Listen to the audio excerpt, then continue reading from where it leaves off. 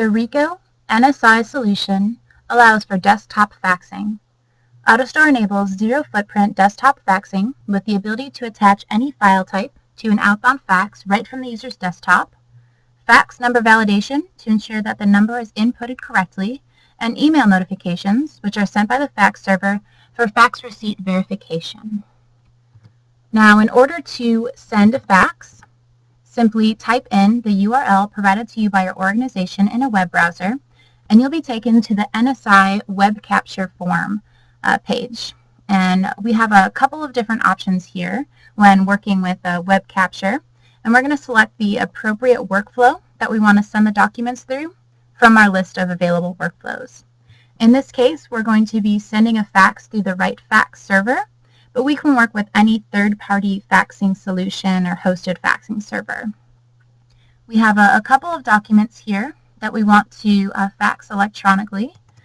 For one, we have a PDF, which is an order for a prosthetic hand, and then we also have a Word document, which is associated with the same order, and is just a special note.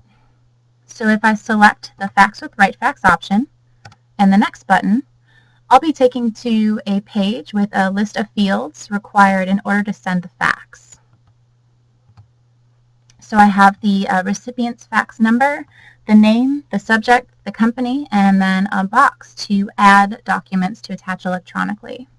Now, from the information I enter into these fields, an electronic fax cover sheet will automatically be generated to be sent with the fax itself. So the number here is 222-555-1234. The recipient's name is Polly Pearl. The subject is a prosthetics order. And the company's name is Pearl Prosthetics. Now, by selecting the Add button, it will launch a window to browse through Windows Explorer to find the documents I want to attach. And since I have two documents for one fax, I'm going to attach both of them here. And when I click the Send button, notification will pop up letting me know that the number I typed into the recipient fax number is invalid. And then it'll give me an example of how I need to format the number in order to be able to send this along.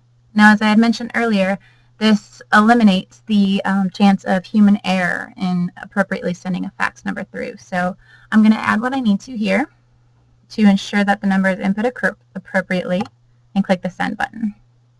It's letting me know the upload is successful and I can return to the form. Now, what's going to happen in the background is that the documents will be converted into TIFF images in order to be compatible with the fax server, and they will be sent along to a folder here on my desktop.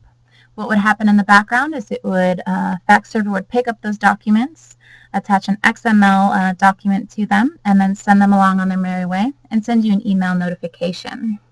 And in just a moment or so, we should have two TIFF documents renamed according to the information we placed into that form. So we have the fax to Polly Pearl, document number 1, and the fax to Polly Pearl, document number 2. Thank you for listening. If you have any questions, do contact your local RICO representative or your local NSi representative. Thank you.